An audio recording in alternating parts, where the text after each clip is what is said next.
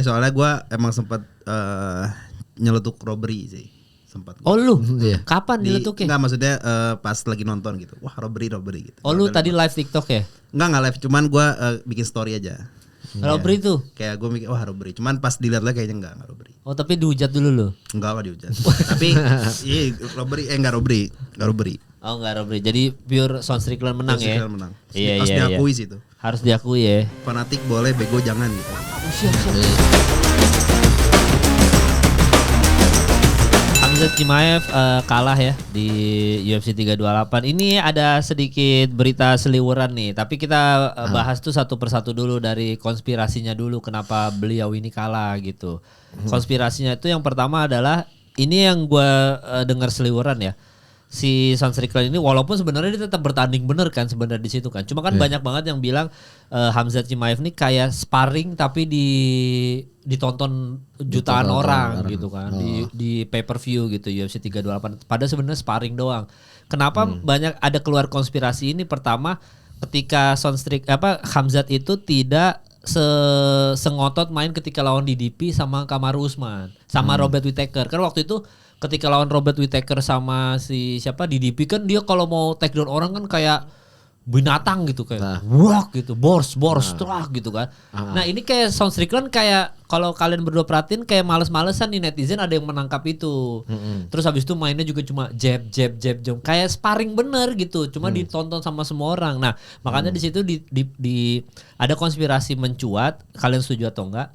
Katanya nih ya, nanti gue dihujat lagi nih, nanti bilang enggak lah bang itu mah nggak mungkin dia ngalah. Tapi ada yang bilang bahwa Khamzat ini harus kalah supaya dia bisa move ke mana light heavyweight berarti V ya.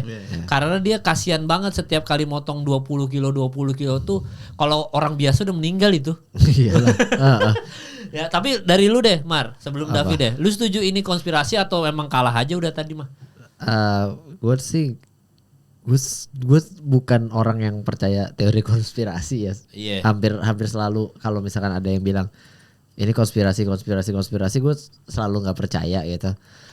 Menurut gue sih sebenarnya ini ya perpaduan antara strategi yang bagus dari Strickland dan weight cut yang jelek dari si Khamzat. Menurut gue sih dua faktor itu sih yang memberi pengaruh besar di sini.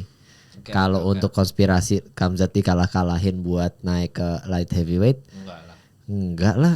Lu menang terus lu faken aja kan bisa kayak gitu. Kenapa mesti dikalah-kalahin gitu? Bener juga. Dan ini dia mukanya juga kesel tuh pas keluar. Iya. Lempar ininya. Dan dia undefeated jadi pecah kan, jadi nggak mungkin dia ngalah ya.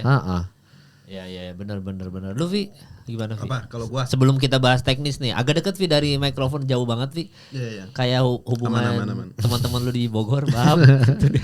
Kalau menurut gua teori konspirasi ya. Iya, enggak ya.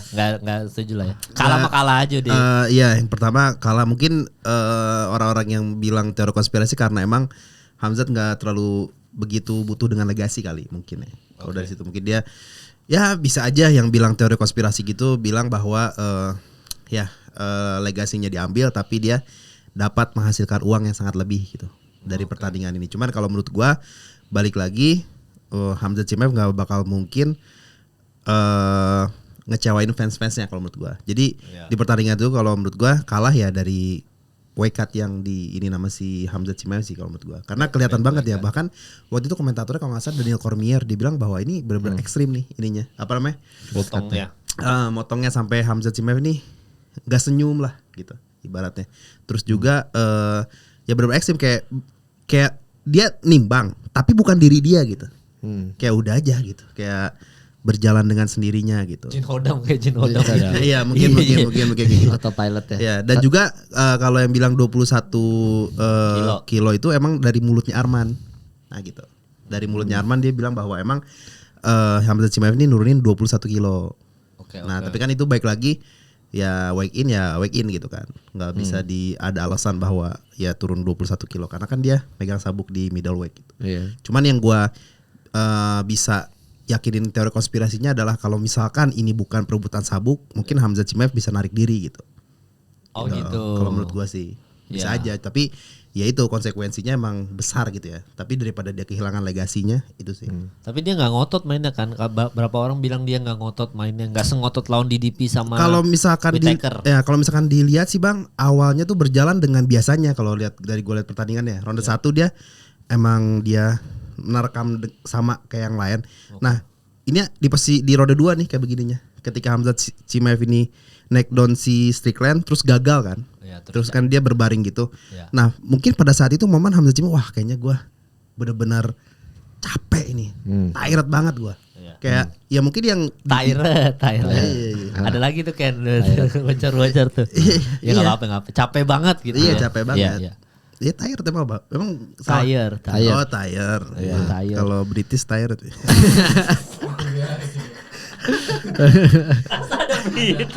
ada British ya. Jujur fansnya Manchester City. Kalau dia bilang British gue percaya. Gitu Gak apa-apa. Tired.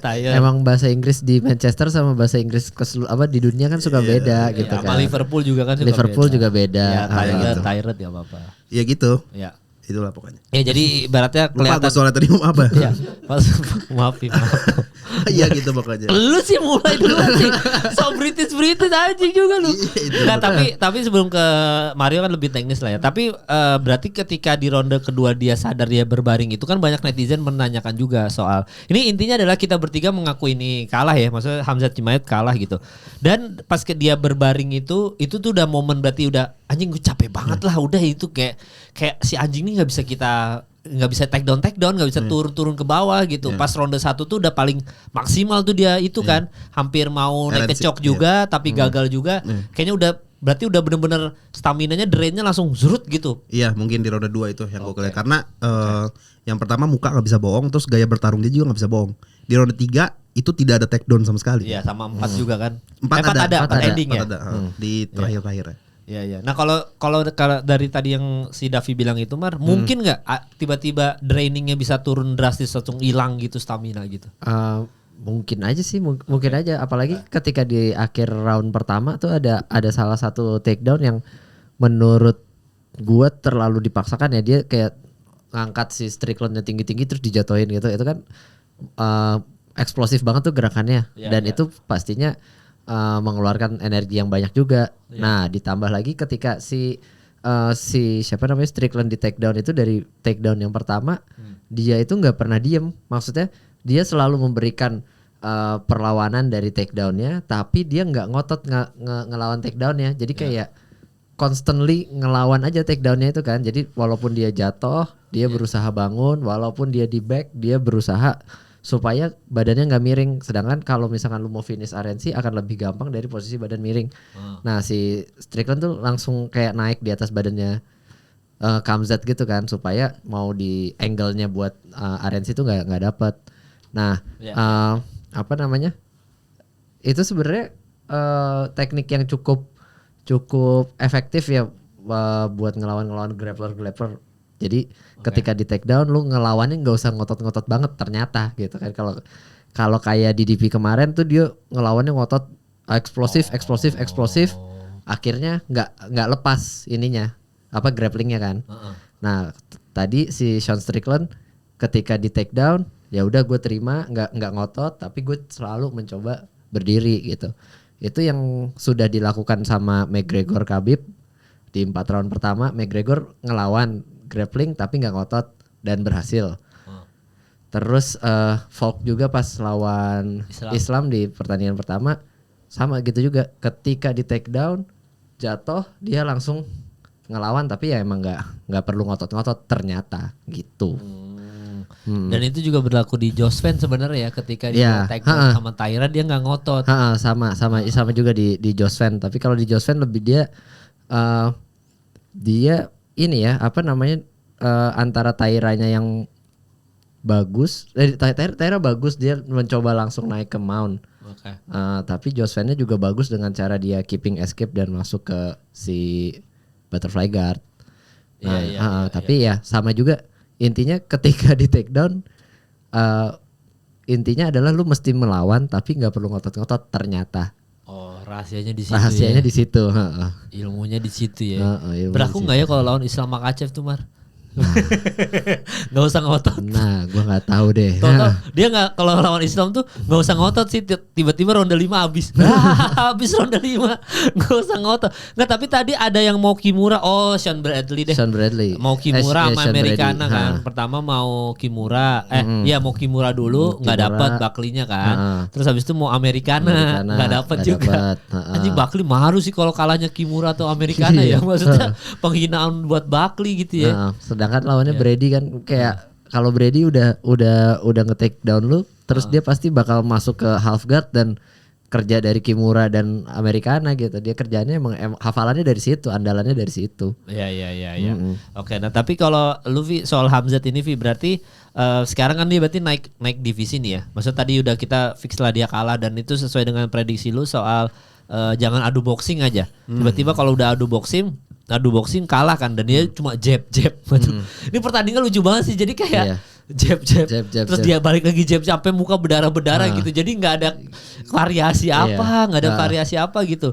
Dan itu benar berarti sesuai prediksi lu ya. Maksudnya kalau adu boxing udah aja pasti kalah ya. Gitu. Ronde 5 tuh emang Sean Strickland lu pegangnya. Sebenarnya ketika split, jujur gue masih sedikit berharap ke Hamzat ya. Oke. Ketika split akhirnya gue bilang wah ini Hamzat nih masih. Tapi ketika New, wah udah deh gue bilang wah gimana lagi. Cuman apakah itu robbery? Enggak. Kalau menurut gue, karena emang ya itu split ya harus diakui lah buat fans-fansnya Hamzat ya, terutama bahwa itu emang di malam itu Hamzat kalah. Nggak, maksud gue Hamzat pun nerima kok dengan kekalahan itu gitu. Karena yang tadi gue bilang sih, menurut gue dia ada masalah dengan berat badannya itu sehingga mempengaruh dalam dalam performa dia di atas ring itu. Jadi apa ya, kalau misalkan anggap sebenarnya gini juga sih Bang, kalau misalkan dibilang Hamzat ini emang dia musuh utamanya tuh weigh in dia. Dia dari dulu ini sebenarnya. Iya, selalu bad weight. Iya, cuman unlucky-nya nih sekarang kalau kata gue. Kalau kemarin masih masih oke lah, masih. Karena gini Bang, apakah si Hamzat Chimaev ini selalu kesulitan di weigh in-nya? Ya, of course dia selalu kesulitan gitu. Lawan siapapun dia selalu kesulitan, cuman unlucky-nya di sini nih. Nah, ini maksudnya kayak dikasih teguran lah gitu. Karena emang dari pergaulannya Hamzat sama Arman. Enggak, pergaulannya Hamzat tuh kaya raya kan. Dia bisa beli apapun kan. Biasanya kan orang-orang kaya kan makan apa mungkin enggak dijaga juga makanannya, gizinya, asupannya. Katanya karena temenan sama Arman. Oh, bad influence ya. Bad influence. Walaupun Arman hari ini udah ngobrol sama Dana White ya. Iya, udah sapa-sapaan ya. Arman pakai Insta story. Dana White Insta story itu. Menang siapa ronde 1 first round choke katanya. Tapi nggak jadi. Nggak, tapi emang itu sih kayaknya Hamzat, Arman ini kan dua orang yang bengal lah ya, maksudnya nggak jaga pola makan, nggak apa sembarangan, dan akhirnya kena batunya baru di sini tuh Mari ya. Kayak kata David tadi ya, maksudnya kena kan lo di sini kan. Iya. Gue sih lebih menyoroti ke ini sih, ke perubahan peraturan penilaian deh kayaknya. Nah, dulu kan kalau misalkan lu take down, lu kayak dapet poin yang gede, ya untuk satu round tuh kan. Control time itu. Nah sekarang tadi ketika sebelum pengumumannya muncul kan dikasih ini kan, significant strikes berapa, advancing berapa, percobaan take down berapa, sama satu lagi control time berapa. Ya, dari 4 faktor tersebut, Hamzat cuma kalah di significant strikes doang. 100 kan Strickland. 133 atau berapa gitu. Ya 100. Sedangkan Hamzat cuma 80-an ya kalau nggak salah. Nah, kalau misalkan kita ngelihat statistik tersebut kan kita mikirnya kayak, oh ini Hamzat nih yang menang nih, karena dari 4 faktor 3 udah menang Hamzat gitu kan. Tapi ternyata kayaknya penilaiannya sekarang udah berubah. Yang lebih dipikirin sih significant strike sama si damage deh kayaknya. Iya, dia 9 take down 0 Sean Strickland kan. Control time 3, Sean Strickland cuma 1 menit, dia 3 menit. Advancing-nya dia menang semua. Iya, advancing terus tuh kayak Sean Strickland cuma 9% atau berapa persen. Iya, parah, drastis tuh, sama body shot sama kick menang Hamzat semua. Tiba-tiba pas split decision, Sean Strickland dan 2 juri milih dia di ronde 5 itu kan. Makanya gua kaget, berarti pukulan 100-nya Sean Strickland tuh lebih berdamage ketimbang control time-nya Hamzat. Lebih dipikirkan untuk jadi pemenang gitu kan. Iya. Itu sesuatu yang bagus nggak, Man? Maksudnya untuk dunia MMA dunia gitu. Maksudnya peraturan itu. untuk dunia MMA pastinya akan jadinya lebih ke arah striking kan kalau dengan peraturan seperti itu kan. Ya esensi dari MMA-nya sendiri juga akan semakin berkurang gitu karena esensi dari grappling itu juga akan berkurang karena ibaratnya grappling itu di nomor 2 kan gitu kan jadinya. Karena orang-orang lebih suka si strikingnya. Tapi ya bagusnya semoga orang juri-juri tuh konsisten gitu sama peraturan ini gitu. Ya kan kadang-kadang ada yang masih menganggap grappling itu lebih bernilai tinggi, kadang ada yang menganggap striking itu lebih bernilai tinggi gitu. Semoga konsisten aja jadi kita nggak bingung. Iya takutnya nanti di next Islam kena pukul banyak, masa Islam kalah gitu kan. Jangan-jangan ntar digituin lagi. Ya kena Islam kalau kasusnya si Sean Strickland kemarin menang tuh Sean Strickland tuh. Tapi ini Islam Makhachev nih gimana ya? Oh berarti Topuria bisa tuh ngalahin Islam Makhachev. Tinggal mukul yang banyak aja ke kepalanya dia, Vi. Gak mungkin tapi tetap gak mungkin ya kan kalau lu ya. Bakalan di grappling, Bang. Iya gak mungkin ya. Itu pun beda pasti levelnya grapplingnya bukan kayak Hamzat tadi ya. Iya, Hamzat kasihan tadi Vi ya, kayak struggle banget jatuhin Sean Strickland. Sejauh ini belum ada Sean Strickland yang bisa jatuhin dia tuh berarti tuh. Jadi belum ada yang bisa jatuhin dia plus semua juara middleweight itu win streaknya habis di 9 ternyata ya. Iya. Weightman tadi kan ada Weightman juga kan. Terus Israel Adesanya, Dricus du Plessis juga termasuk ya. Kamaru Usman ya. Kamaru Usman. Siapa lagi sih tadi? Middle ini semuanya kalah di 9 termasuk Sean Strickland apa ya kalau nggak salah ya. Sean Strickland Iya jadi berhenti di 9 winning streak dan akhirnya di Hamzat juga gitu. Berarti ada 2 kutukan tuh sekarang win streak 9-nya middleweight sama mantan juara welterweight. Iya, mantan juara light heavyweight. Yang ganti-ganti terus nanti juara ganti lagi tiba-tiba Ulberg ganti lagi. Cuma puatan doang kan bisa lama dikit tapi ganti lagi gitu. Kalau welter apa ya kutukannya? Welter tuh ini si Davi. Itu yang kalah sabuknya kalah tuh bakalan lost streak. Kalau kalah diambil sabuknya ya. Kayak kemarin kan contohnya si ini Kamaru JDM tuh. Ya, nextnya dia lost streak nih. Ya, Leon Edwards, Tauren Woodley. Oh iya semuanya langsung low streak ya. Ya JDM juga gitu ya. Jadi memang apa tadi gue lupa yang 99 itu tadi siapa aja. Iya si middle pokoknya adalah gue lupa nge-save tapi yang jelas ini nih Israel Adesanya, Dricus du Plessis, Robert Whittaker, Weightman. Semua itu ya jadi sama Hamzat Chimaev. Jadi terus, memang kenapa? Nambahin deh. Ya boleh. Sean Strickland ini kutukan juga nih buat orang-orang serumpun cecnya Dagestan gitu. Karena dia berhasil mengalahkan Abus Magomedov, Imavov sama Hamzat. Oh iya, Imavov ya. Imavov juga kalah ya. Dan ini bisa jadi yang kedua nih nanti. Nextnya Imavov Strickland. Oke. Karena udah di call out langsung kan sama si Strickland. Iya. Nextnya Imavov. Ya terus abis itu dia bisa merajai itu kan dia naik lagi si Hamzat kan. Naik ke lightweight berarti light heavyweight ya. Jadi itu dia teman-teman Hamzat tuh tadi apalagi berarti kita semua di ronde 5 setuju itu Sean Strickland ya. Berarti ya karena juri ya mungkin karena juri karena tadi penilaian itu juga di match ya kayaknya. Iya. Soalnya gue emang sempat nyeletuk robbery sih. Sempat. Oh lu? Kapan diletuknya? Enggak maksudnya pas lagi nonton gitu. Wah robbery gitu. Oh lu tadi live TikTok ya? Enggak live, cuman gue bikin story aja. Robbery tuh? Kayak gue mikir wah robbery. Cuman pas dilihat lagi kayaknya enggak robbery. Oh tapi dihujat dulu lu? Enggak dihujat. Tapi robbery enggak robbery. Oh enggak robbery. Jadi pure Sean Strickland menang ya? Strickland menang. Iya. Harus diakui sih itu. Harus diakui ya. Fanatik boleh, bego jangan gitu. Siap. Siapa itu Vi emang? Enggak maksudnya kalau ini buat fans-fans yang enggak suka lah sama buat fans-fans yang terlalu fanatik sama Hamzat gitu. Karena Persija kalah ya? Persija kalah. Panik. Orang Bogor kan Persib, Pak. Iya makanya. Ini Persija nih hati-hati lu. Persija kalah 2-1 jujur. Persib tampil menyerang teman-teman itu dia. Iya. Nah, jadi kita urutin satu-satu ya. Seperti biasa ya karena hari ini kita minggu depan ada apa ya? Pertandingannya? Costa biasa. Oh iya Arnold Allen ya sama itu Aloy mirip Aloy mirip Aloy anjing rambutnya warna-warni gitu sih siapa Costa. Ini kita satu-satu ya seperti biasa ya. Early prelim sebenarnya Kopilov menang decision ya. Zuzurkaev idola Davi menang submission ronde 3. Cukup lengkap dia. Oh ya bisa knockout, bisa ini juga ya.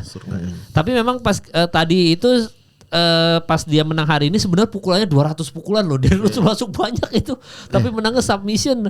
Anjing 1 kali submission attempt doang, sekali doang. Oh iya. Langsung masuk, langsung menang aja di ronde 3 ya, ronde terakhir ya. Karena emang udah capek juga kan, udah musuhnya udah itu habis digebukin. Habis digebukin. Itu sebenarnya yang Tatsuro Taira harapkan kan. Jospan udah capek di lock gini-gini, ternyata tetap bisa bertahan Jospan. Ntar kita bahas satu-satu tuh ya. Terus Tsusurkaev, terus juga habis itu Pat Sabatini menang decision ronde 5, Roman Kopylov menang, tapi berarti buat Roman Kopylov tetap stuck aja ya, Mar ya, kalau dari lo ya. Karena menangnya tetap decision, jadi nggak kurang oke ya. Kurang sih. Oke, kurang. Lu juga berarti V ya. Berarti ya. Berarti Roman Kopylov udah gitu aja. Emang dari dulu sih gue emang kurang demen aja sama si Roman Kopylov. Nggak boleh gitu loh. Nggak apa-apa, orang ini bukan orang Indonesia ini, jadi nggak bakal ditantang berantem gue. Siapa tahu dia ke HSS Beyond. Apa dia ke Bogor? Iya sih, itu aja kayak Kara Frase pernah di Bandung. Iya. Terus abis itu Jim Miller menang. Anjir, Jim Miller keren banget ya. Tadi Dustin Poirier aja ngomong kayak anjing nih orang 42 tahun tapi masih bisa menang naik kecok ya. Giletin. Iya, giletin kalau naik kecok. Giletin kan susah. Dia kan apakahnya ditanya ke Poirier karena nih soal giletin nih. Kan lu juga cukup ahli nih soal giletin. Menang giletin terbanyak dia apa? Di divisinya dia.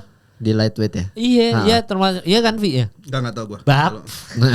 Dia benar maksudnya Jim Miller yang terbanyak karena kan dia umur 42 tahun terus habis itu masih menang juga ya. Jim Miller ya.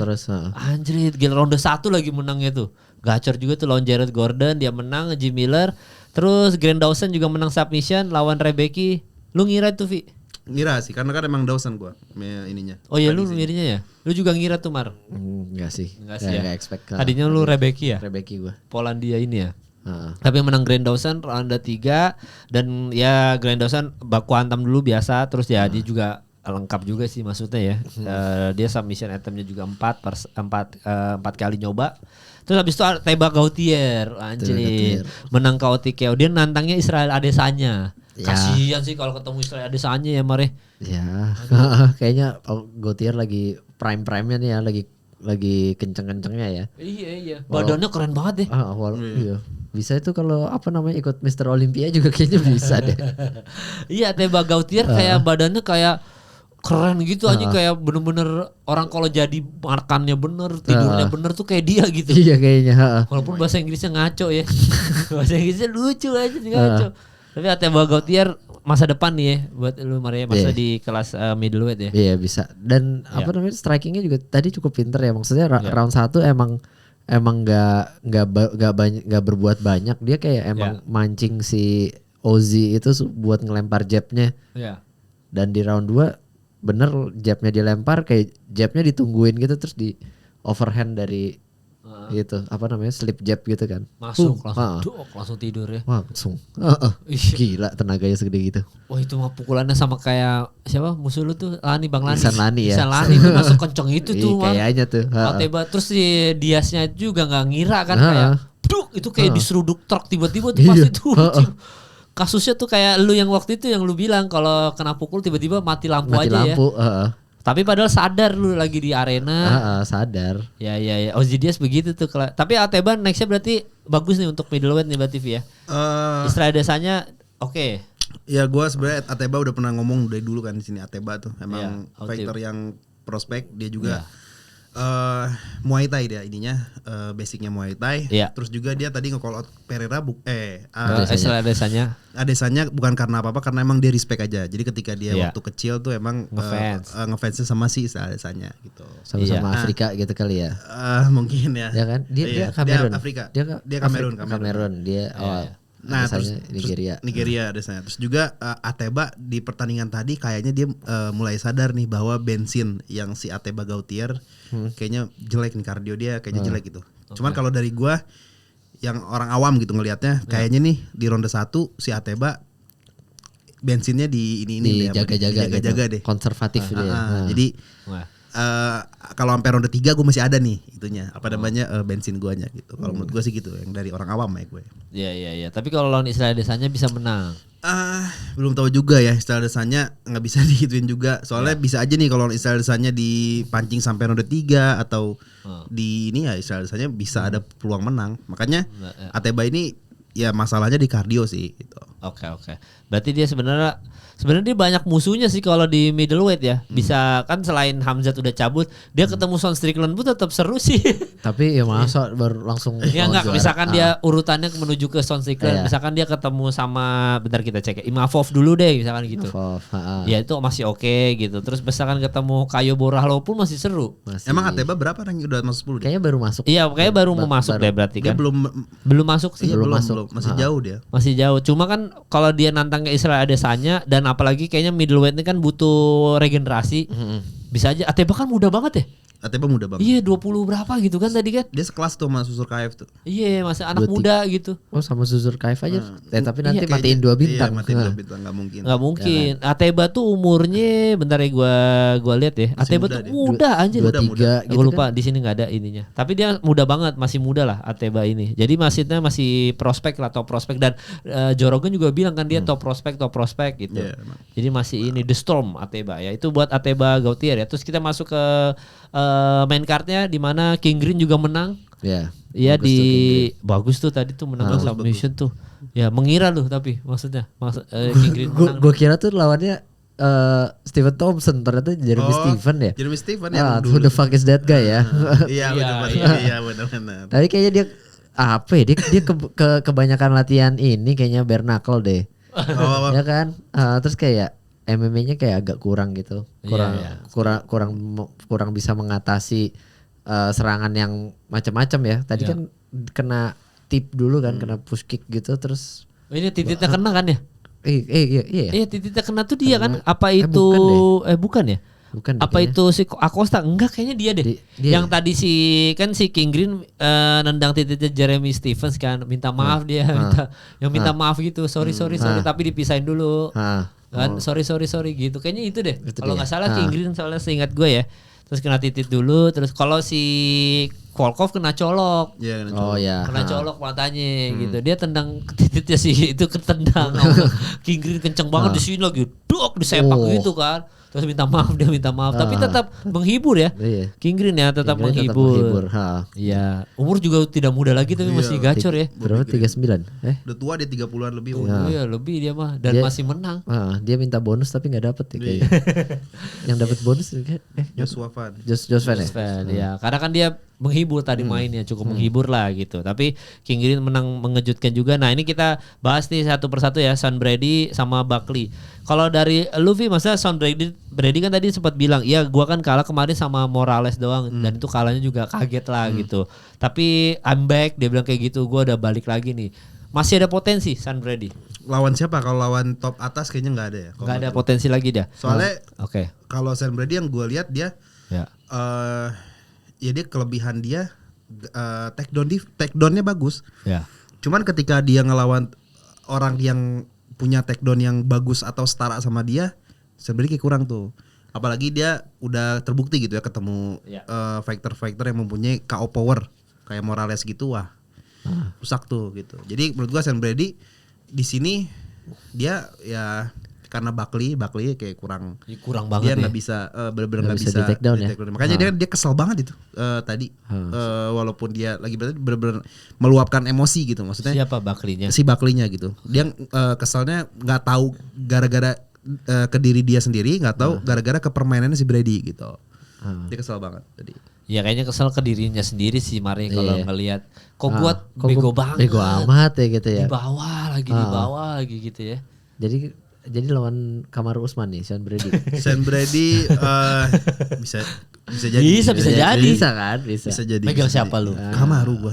Masih Kamaru lawan Sean Brady. Lawan Sean Brady masih Kamaru gua. Lawan Sean Brady kan. Ya alasannya. Alasannya grapplingnya. Ya tadi kan gua bilang jadi si Sean Brady nih selalu kesulitan lawan fighter-fighter yang mempunyai takedown sama seperti dia. Oke. Dia tuh bagusnya lawan fighter-fighter yang enggak mempunyai takedown defense. Misal Leon Edwards gitu. Ketemu Belal kan habis dia kan. Iya. Jadi kalau ketemu fighter yang mempunyai takedown defense yang bagus aja, kesulitan tuh. Kesulitan ya. Itu secara track record ya, secara yang gua lihat ya, ya bisa aja dia jadi menang gitu ya, nggak tahu itu sih bisa aja. Ya, siapa tahu kayak Prates kan? Iya bisa aja kan nggak tahu. Begitu kalah sama Prates itu kalau sama siapa? Ian Gary. Langsung terus gacor terus kan? Bisa aja begitu. Bisa aja. Ya, cuman ini gua ngebahas track recordnya si Brady aja gitu. Oke, lu juga kalau Brady ketemu Kamaru Usman seru sih, seru aja. Cuma ya tapi kayaknya buat apa gitu sih Kamaru Usman juga kenapa gue mesti lawan Sean Brady gitu. Gue udah setua ini kenapa gue mesti ngelawan dia gitu. Dan gak ada juntrungannya juga maksudnya kayak terus, ngapain. Menang jadi apa, kalah jadi apa kan nggak ada ininya, nggak ada apanya. Ujungnya nggak ada. Ujung karirnya gitu. Peningkatan karirnya tuh nggak ada. Iya, harus Islam Makachev aja udah Kamaru Usman. Kayak Miocic gitu ya. Iya, maksudnya sama Belal kan dia kalah itu Sean Brady itu sama Belal kalah TKO lagi. Si ini Sean Brady kan kalah sama Belal. Terus habis itu sisanya sama Morales itu doang udah. Kalau KO dua-duanya kalah KO lagi kan. Jadi ya itulah. Jadi Sean Brady udah habis berarti ya, udah di situ aja walaupun dia tadi his back udah habis ya. Iya mungkin. Ya oke. Nah terus habis itu kita lanjut ke Volkov juga. Volkov sama Acosta gimana Vi soal ini Vi? Volkov yang menang nih. Lu tim Robbery nggak nih? Atau memang Volkov menang nih? Kayaknya Volkov emang layak menang sih, karena emang gini kita harus bisa ngebedain gitu bahwa ini robbery atau ini layak menang gitu. Nah di pertandingan itu ya walaupun di situ gua megangnya si Acosta tapi ngelihat pertandingannya ya Volkov layak menang sih, karena emang ya nggak aneh Volkov nih bisa disebut penjaga pintu heavyweight gitu. Jadi berapa kali dia ngalahin orang-orang yang lagi gacor tapi stuck di si Volkov. Nah, tapi ketika si Volkovnya nanti perebutan gelar atau lawan yang di atas dia kalah. Nah, nanti dia gitu lagi gitu. Lawan lagi yang bawah lagi. Tapi dia udah gak ada yang lebih di atas lagi ya berarti ya? Si Volkov. Ya paling Cyril Gane doang. Paling Cyril Gane. Iya, kita lihat chartnya ya. Aspinal kali ya. Aspinal paling gitu. Iya, dan tadi gue baca ini sih, baca di threads gitu soal heavyweight. Banyak banget yang komentar netizen kecewa nih sama heavyweight sekarang nih. Maksudnya heavyweight tuh kayak calf of butterfly, gimana ya Indonesia ini ya. Jadi kayak kupu-kupu. Iya, kayak bukan kupu-kupu. Kan kita tahu kupu-kupunya kan peribahasanya gitu. Enggak Kak, bukan di Indonesia kan butterfly-nya bukan. Tadi kan lu bilang bahasa Indonesia apa ya butterfly kupu-kupu. Bukan, itunya bahasa peribahasanya. Jadi kayak heavyweight tuh kayak digadang-gadang the best division di mana-mana, maksudnya terutama di UFC gitu. Tapi sejauh ini itu yang nggak menghibur justru gitu. Menurut beberapa orang netizen ini ya. Jadi dia ngerasa bahwa kayak tadi lihat Acosta gitu sama Volkov kayak ya udah aja gitu.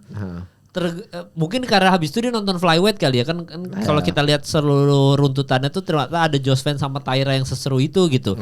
Jadi dia ngerasa bahwa heavyweight segitu-gitu aja gitu. Tambah Hokit aja karena Hokit kemarin kan waktu di press conference maki-maki Pereira puatan doang kan. Gue suka sih momen itu ya, maksudnya kangen gue sama yang bacot-bacotan begitu terus dibelain Topuria. Tapi lu setuju Man kalau heavyweight ini lagi parah banget udah heavyweightnya UFC gitu? Ya sih ya sejak USADA ya sejak USADA ini kayaknya jadi kurang seru ya heavyweight karena dulu kan heavyweight keker serem banget kan. Ingat zamannya Brock Lesnar, zamannya siapa Overeem, Ngannou tuh segede-gede gitu orang-orang. Nah sekarang heavyweightnya gendut-gendut kayak Acosta gitu ya. Acosta gendut, Hokit, Derrick Lewis gitu kan. Siapa Tuivasa, mestinya kayak ya udahlah kalau lu misalkan di heavyweight kasih steroid boleh kali ya. Iya, apa karena dulu steroid ya jadi badannya jadi semua ya. Iya dulu kan kayak begitu kan. Nah sekarang sejak tidak nggak ada ruang untuk pakai steroid jadinya hasilnya gendut-gendut gitu. Iya, dan Acosta tadi juga sosokannya kayak ya tengah-tengah. Volkov kagak mau kepancing ya. Iya, tapi memang kalau dari statistiknya juga ya, maksudnya nanti sambil ditampilin juga, Volkov juga memang pukulannya paling banyak masuk sih. Dia 88 kali total strike yang masuk, 88 kali juga signifikan strike kayak gitu. Iya. Jadi emang sementara Acosta cuma 54 doang dari 130 pukulan. Jadi semuanya takedown kan percobaan semua satu-satu tapi gagal semua. Iya. Ya which is emang menang Volkov sih kalau di atas kertas ya. Di atas kertas. Kalau di atas kertas. Jadi ya udah nextnya buat Volkov ya ini aja ya berarti ya menjaga ini aja Menjaga ya, jaga hati. Menjaga itu aja. Ya, kasihlah kalau misalkan nanti si Aspinall udah balik, kasihlah lawan Volkov. Biar boleh. yang menang lawan pemenangnya antara Gen dan Puatan. Itu. Ya, seru sih. Tapi ada Hokit nih ternyata seger ya. Iya. Maksudnya yang maki-makinya doang aja.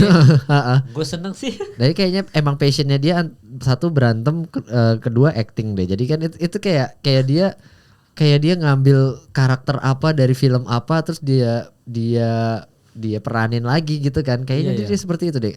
Ya kali sehari-hari dia ngomong kayak begitu. Dan semua kata-katanya dia kan kalau lu perhatiin tuh kan kayak puisi kan. Itu kan rhymes kan. Jadi pasti semua kata-kata itu dia tulis dulu sebelumnya, dia latih dulu sebelumnya. Nah, ketika press conference dia tampilin. Bukan ada Nawet yang nyuruh ya kemarin?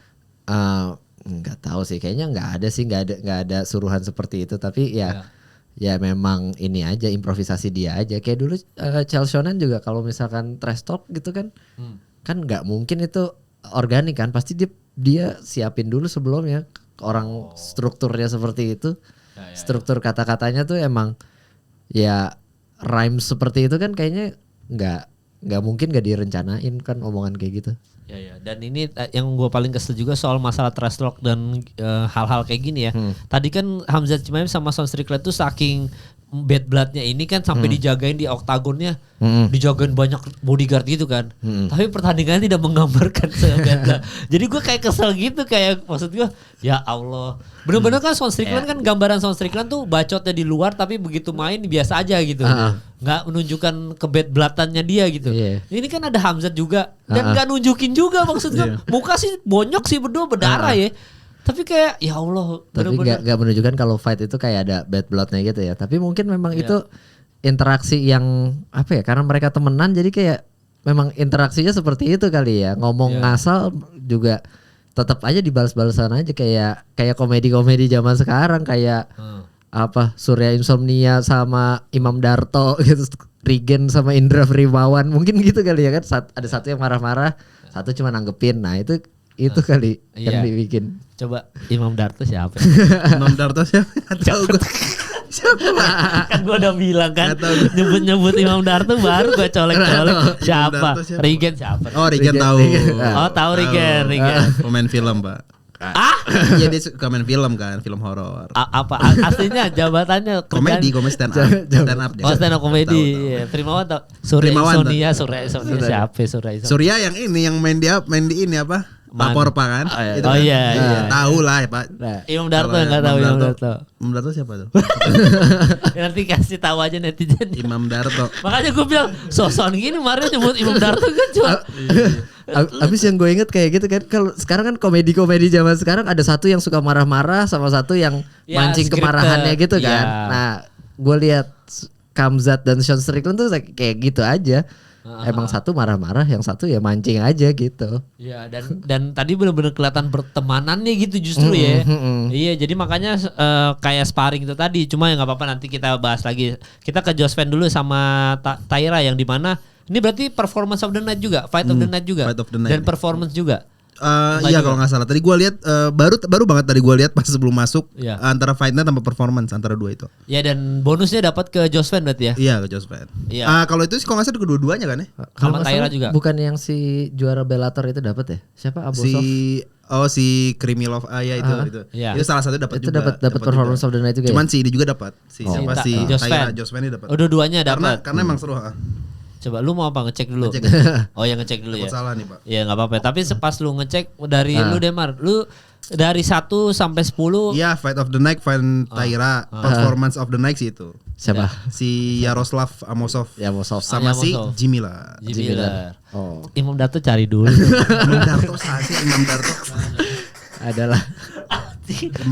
Coba. Imam Darto coba ketik keluar nggak Imam Darto? Kenal lu? Oh, ini yang main ini dulu. Main yang apa? Apa? Dia ini apa? Apa? Yang apa? Ini juga tuh dia sama ini. Sama siapa? Kan dulu apa? Apa tuh yang Net TV, show gitu tuh dia Net TV. Net TV. Iya kan dia. Satu lagi siapa tuh temannya? Danang. Nah, Ghost in the Shell udah nonton, Ghost in the Shell dong, udah nonton dong. belum. Penasaran Aming kan itu yang ini. Iya. Bagus kok. Gue pengen nonton Mortal Kombat justru. Oh iya, lu Ghost in the Shell dulu deh, Ghost in the Shell ya, dulu Ghost deh. in the Shell dulu deh. Nanti kita minggu depan kita nilai berapa 1 sampai 10 Ghost in the Shell. Wih, Joko Anwar bisa nonton lu nanti lu. Lu nilai yang objektif tapi ya. Nonton beneran enggak? Bener. Apa Nonton sih ya? Ghost in Shell?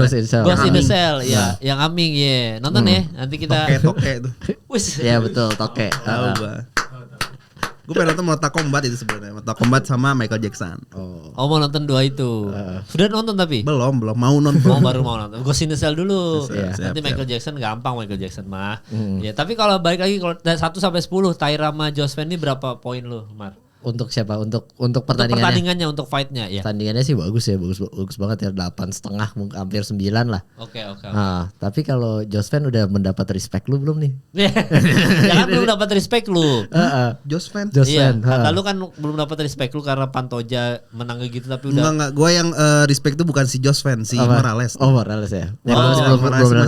Morales tuh masih apa? Overrated. Masih overrated gue mikirnya. Kan gue bilang Morales, Josh fan. Josven udah. Josh fan Pak di Myanmar. Gue fans ini TikTok gue fans gue beberapa dari Myanmar Pak. Oh jadi Josven justru respect. Gila, respect lah Josh fan. Overrated artinya apa overrated? Overrated tuh yang di ini kan, Lebih-lebihkan, dilebih-lebihkan. Padahal nggak sebegitunya. Terima kasih Bapak Davi. Soalnya ada yang komen gini, dia bilang Bang Kemal sekarang podcast UFC kaku banget. Makanya jokes Abadi Nanjaya harus keluar sih.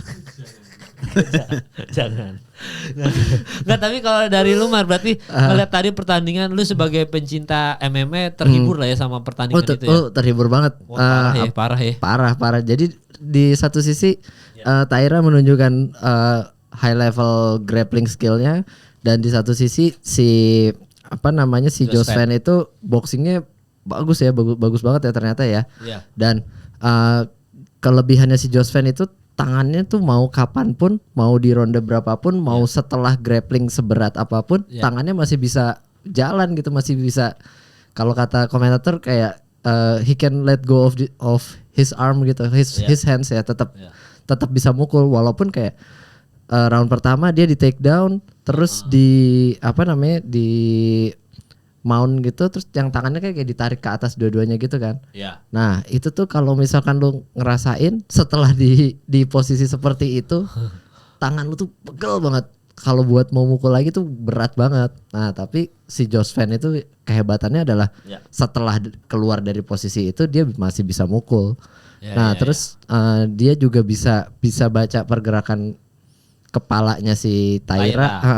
Taira mungkin secara maju mundur atas bawah bagus gerakan kepalanya, tapi dia kurang gerakan ke kurang ke kanan, kurang ke kiri. Kena terus, masuk terus jabnya Josven telak terus ya. Iya, makanya Josven tinggal di jab ke tengah ternyata kena terus. Tapi Taira di satu sisi juga tahu kakinya si Josven di situ. Di calf kick kena juga kan si ini. Tapi dijebak juga sama si Josven-nya. Ada yang satu momen di mana si Taira nendang low kick apa calf kick, so Josven di street sampai kepalanya yang jatuh. Yang dijatuh. Kayak pingsan deh itu ya. Enggak. Dia ini enggak sadar aja sempat ini. Enggak sadar terus dipukul hidup lagi kayaknya. kayaknya. Dia recovery termasuk cepat itu Taira. Taira kan. Iya, Taira termasuk cepat dia recovery ya, gua akuin.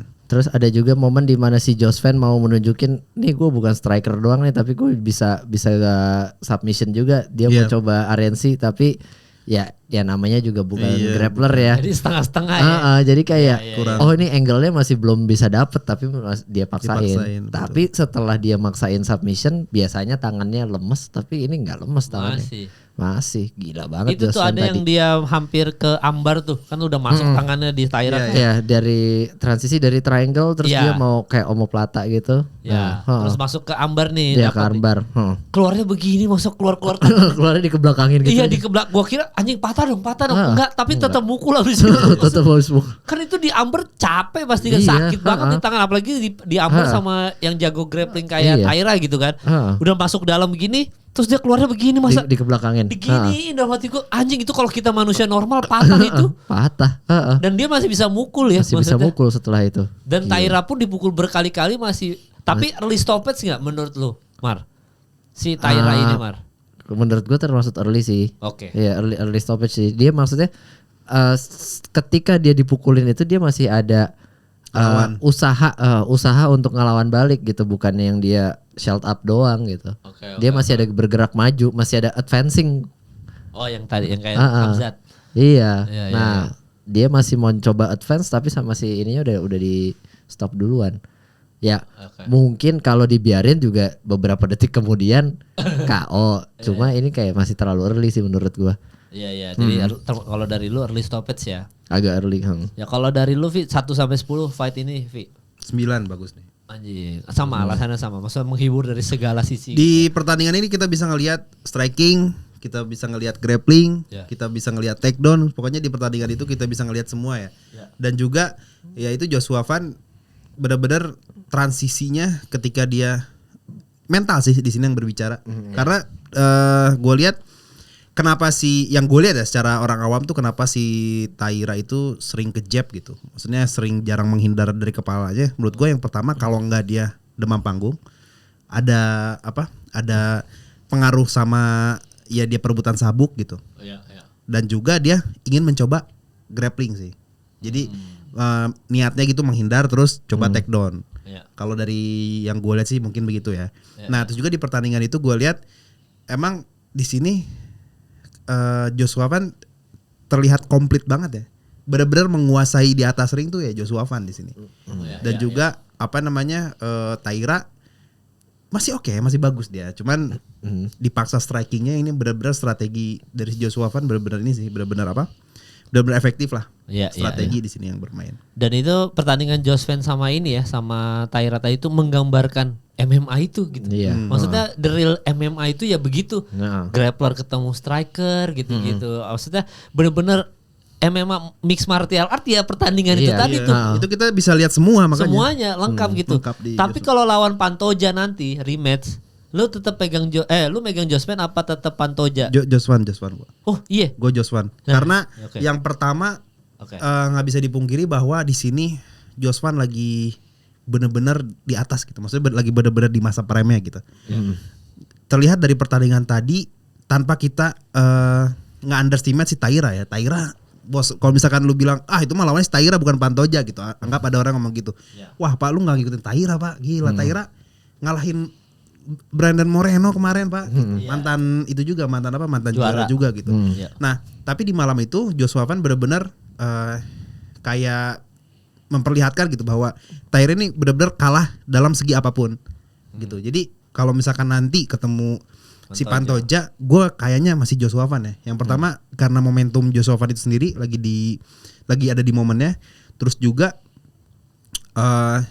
mental si Joshua Van nih lagi benar-benar ini aja, lagi benar-benar membara aja sekarang. Terus juga takutnya Pantoja nanti yang maksudnya cedera kayak begitu kan, sesembuh-sembuhnya traumanya masih ada gitu ya. Takutnya ada sedikit trauma kayak gitu kayak gimana. Jadi underperform nih si Pantojanya gitu. Gak bisa gitu Vi. Bego lo gitu. Gitu. Kalau lu Mar Pantoja. Tapi gini kalau tadi kan masalah early stop yang di si Taira. Stop. Kalau kata gua di situ enggak ya. Kalau kata gua. Karena kenapa? Davi selalu berbeda. Iya, gua selalu berbeda biar ini aja. Biar sekalian nanti orang-orang ngomongnya dihujat bro amat. Kalau menurut gue gini, yang pertama si Taira nih masih muda nih, Bang. Oh iya. Taira nih umur masih muda, kelahiran tahun 2001, karir masih panjang gitu kan. Maksud gua gini, kalau misalkan si wasit ini enggak nge-early stop, ya ujung-ujungnya dia bakalan kena damage-nya sangat banyak. Nah, itu yang dikhawatirkan oleh UFC nih. Takutnya dia nggak bakal kan, maksudnya banyak Bang korban-korban yang kena damage yang sangat banyak, dia tidak seperti dulu lagi gitu. Banyak gitu kan. Nah, si UFC mungkin ya di situ nggak mau nih kalau si Taira itu dia kena damage yang sangat banyak sehingga ngebuat trauma di otaknya. Nah, jadi ya udah mendingan gua stop sekarang aja, tapi nanti lu bisa kok bounce back. Tahu umur lu kan masih kelahiran 2001 Pak, masih jauh 25. lawan lu aja Josvan nih umuran 2000, maksudnya beda setahun nih. Ya mungkin lu bisa rematch nanti gitu. Ya walaupun kita bisa ngelihat ekspresinya dari si Taira di situ kecewa ya. Sekarang gini, kalau misalkan kita lihat anggap ini bukan MMA, gitu. Taira kena knockdown berapa kali Pak? Lebih dari 3 kalau dihitung. Kalau misalkan ditinju 3, udah beres. Kickboxing 3 udah. Knockdown 3 udah gak bakal bisa melanjutkan gitu. Tapi di pertandingan itu lebih dari 3 ke knockdown gitu. Pada saat wasit itu dia mengstop pertandingannya, ya posisi Taira ya lagi di bawah, lagi knockdown gitu. Keempat gitu ibaratnya. Iya, knockdown keempat lah ibaratnya gitu. Dari itu menurut gua untuk karir si Taira ke depannya bagus sih. Si wasit ini gitu. Iya, dan itu juga mungkin masih kena adrenalin oktagonnya juga, jadi kayak berasa kan orang gitu kan kalau lagi adrenalin kan nggak berasa sakit, plus masih jiwa muda, jadi kayak pukul aja terus gitu. Ntar juga kalau sudah seumuran Jim Miller juga nggak mau, pasti udah mikir seumuran Poatan lah gitu. Takut umur 40 ngobrol sama tiang. Iya, tiba-tiba udah ngobrol sama siapa tiang gawang, kasihan juga. Iya, jadi menurut lu gitu Via. Gitu. Nah tapi lu setuju dikit nggak sebelum lu Pantoja, lu setuju nggak sama? Kalau menurut gue Josvan juga kalau lawan Pantoja lagi ya bisa menjadi ancaman yang pasti gitu ya. Karena segala sesuatu yang berhubungan dengan grappling kalau lu lakukan terhadap Josvan itu ada harganya gitu. Lu nge-grab dia, lu kepukul, lu ngedeket kepukul, lu nge-clinch kepukul. Ya diapain pokoknya diajak grappling pasti kepukul lah ibaratnya kalau lawan Josvan. Nah, tapi yang perlu ini lagi ingatkan, yang di garis bawahi lagi, ketika lu mau jadi grappler ya semestinya lu kayak Taira gitu. Lu siap takedown dari round 1 sampai round 5 gitu. Ya kan? Dan lu tadi kalau ngeliat mukanya juga Pantoja tuh kayak ada kicep-kicep itu. Iya, sih kayak perasaan gua aja kali ya. Kayak ada kicep-kicepnya, tapi di satu sisi juga kayak lu apaan sih anak muda belagu amat gitu. Tapi lu setuju nggak tadi early stoppage-nya tuh demi menyelamatkan karir Taira tadi, lu setuju, Mar? Iya, gue sih ya masuk akal kata Davi. Cuma kayaknya kalau ketika di atas ring ya wasit nggak mikir sejauh itu gitu. Cuma wasitnya kayak cuma Davi dong. Ada tuh wasit ini demi karir lu nih Taira. Oh ya lu masih muda. Ya udah gue stop dulu deh. Tapi maksud gue ada lah wasit yang gitu. Tapi kayak ada. Cuman bukannya melihat si Tairanya, tapi melihat dalam pertandingannya. Bukan melihat karena Tairanya, Pak. Wasit pernah kenal sama Taira kayak gitu. Pemikirannya nggak gitu. Jadi si pertandingannya gitu. Dalam pertandingan wah si orang ini udah kena lebih dari 3 kali nih ya. Ya udahlah udah gue selamatin aja. Iya, damage-nya udah sangat banyak. Wah, daripada karir lu hancur, gua ini deh bukannya karena ini Taira umur 2000 enggak gitu. Soalnya dari cara ngomong lu kan kayak wasitnya bahaya bener kan Taira gitu. Kalau bertarung sampai darah penghabisan mah, kalau Taira masih kuat mah. Tapi ya sebenarnya ya itu tadi aja takutnya kan netizen, mana wasit ada wasit baik tuh. Wasitnya baik. Dia tetap anak muda lu. Kasian banget tuh. Udah stop terus. Ada tuh begitu orang berantem. Ya tapi setidaknya kalau Pantoja masih ada pertarungan ini akan alot ya Maria kalau dari lu ya. Pasti alot kalau misalkan enggak cedera lagi ya. Ya makanya nanti kita lihat teman-teman, kalian komen aja di bawah siapa kira-kira Pantoja sama ini siapa sama Josvan megang siapa. Udah berarti kita udah semua ya, rekap semua ya. Minggu depan pertandingannya kurang sih. Kurang, semoga ada berita baru-baru lagi. Apa berita pertandingan baru? Arman mau lawan ini ya? Siapa? BSD. Iya BSD ya. Udah belum confirm tapi kan? Belum. Ini kan si Arman jadi ini dulu. Dia jadi pemain pengganti. Pengganti si Geji. Freedom. Iya standby dulu. Tapi kan udah ini kan. Bukan pemain pengganti cadang. Iya Backupnya Geji kan. Coba kita lihat Nas MMA sebelum kita udahan ya. Nasar. Beritanya itu doang sih sejauh ini sih. Tadi yang moving up udah kan tadi soal Hamzat. Oke lah ya, Hamzat moving up pilihan tepat lah ya. Iya. Berarti anjing dia di light heavyweight tuh badannya dia tuh ya, maksud berat badannya dia tuh Vi ya. Nah ini menarik juga nih kalau misalkan si Hamzat Chimaev dia jadi pindah ke light heavyweight. Iya. Sejauh ini nggak ada fighter yang mempunyai tipikal pegulat di kelas light heavyweight. Iya. Nggak ada tuh. Nah kalau Benar. misalkan si Hamzat nanti jadi naik, berarti dia jadi orang pertama dan kita patut saksikan nih apa namanya gimana cara dia ngejatuhin orang-orang yang segede gitu. yang segede gitu. Karena light heavyweight ya harus kita pungkiri bahwa badannya Pak gede-gede Pak gitu. Dan dia bisa nyelamatin divisi itu ya. Dengan Ulberg ini, dengan Magomed Ankalaev ini dia bisa nyelamatin tuh ya. Nyelamatin divisi seru ini. sih kalau Magomed Ankalaev lawan Hamzat Chimaev. Anjir, lawan Yiri aja seru anjir. Hamzat lawan Yiri apa nggak seru itu? Maksud gua kalau Yiri, kalau lawan Magomed kan pegulat nih. Magomed punya background gulat kan dia. Background doang tapi kan dia stand up fight. Siapa Magomed Ankalaev. Iya, stand up benar. Nah, maksud gua ada pembelaan. Dan defense-nya bagus, Magomed Ankalaev. Iya, oke lah. Tapi walaupun sebenarnya kalau dia itu ya mungkin takedown defense-nya oke lah. Cuman dia submission 0% loh sepanjang karir. Yes. Ya maksudnya 0%. Karena di gulat kan gak ada submission kan di gulat. Iya, jadi dia itu pernah ground game cuma 18% sepanjang karirnya dia. Dia cuma sisanya udah berdiri terus lah di atas terus dia. Takedown defense-nya tapi 88%. Jadi kurang lebih gitu. Jadi ya Hamzat udah semuanya. Tadi gue lupa pengen ngomong apa yang ini McGregor sama Max Holloway. Max Holloway kata Dana White belum ada deal apa-apa ternyata. Iya, belum ada deal apa-apa. Yang deal tuh si McGregor pasti main, cuman lawannya siapa belum tahu. Iya. Dan ada berita juga nih baru nih, ternyata Khabib in menjadi pelatih Real Madrid. Arbeloa out. Khabib in. Udah foto sama Sumeni, sama Valverde, sama Trent Alexander-Arnold, di Khabib di sama Brahim Diaz foto, sama Vinicius, sama Jude Bellingham, tuh sama Arda Güler. Foto klasiko kali nanti. Iya, ntar ditampilin sama Ken nih, gua kasih ke Ken dulu ya. Siapa? Khabib. Iya Khabib lagi di back foto-foto sama pemain Real Madrid, makanya bercandanya Arbeloa out. Itu cocok sih. Itu yang bisa mendisiplinkan Vini dan Mbappe. Kan jadi kan pelatih Real Madrid ini katanya kan Perez ini lagi mencari siapa nih dalangnya yang merusak chemistry di ruang ganti. Banyak desas-desus Mbappe lah, Vini lah gitu-gitu. Nah, jadi dia butuh pelatih yang menenangkan ruang ganti, di mana dia manggil Mourinho lagi, dia manggil Klopp juga, dia manggil Allegri juga gitu-gitu kan. Habib sih. Siapa yang berani ribut?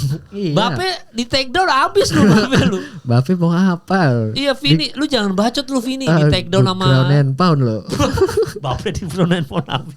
Nggak, tapi Mourinho nih kayaknya dekat nih Mourinho. Kayaknya Mourinho ke Madrid nih kayaknya nih. Tipis-tipis nih. Masih belum fix. Kan Papi Perez masih bingung nih. Maksudnya mau siapa sih pelatih nih? Takutnya downgrade kan. Curiga memang Mbappe ini ada isu memecah belah ruang ganti katanya Mbappe. Bola tuh. Tiba-tiba. Kita jadi bola. Maaf nih guys, gara-gara ada beritanya aja nih guys. Ya jadi itu doang paling episode kali ini. Nanti kalau ada berita selanjutnya kita bahas minggu depan ya. Thank you udah nonton episode kali ini, sampai ketemu minggu depan.